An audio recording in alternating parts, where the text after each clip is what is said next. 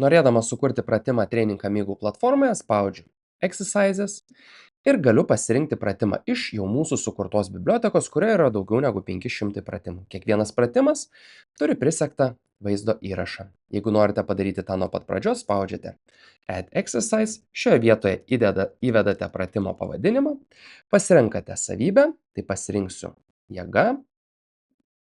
Šioje vietoje pasirenkate judesio šabloną, tai šiuo atveju pasirinksiu, kad kelio dominuojantis judesys, raumenų grupes, pasirinksiu keturgalvius ir sėdmenis.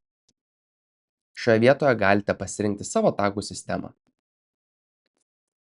Čia prie pratimo parenku laukelius, į kuriuos klientas turės įvesti atlikdamas pratimą. Tai šiuo atveju būtų pakartojimų skaičius ir svoris. Čia galiu palikti aprašymą apie pratimą. O šioje vietoje galiu pridėti YouTube privačią nuorodą. Ir tada atsiras vaizdo įrašas. Ir sukurdamas pratimą spaudžiu Create.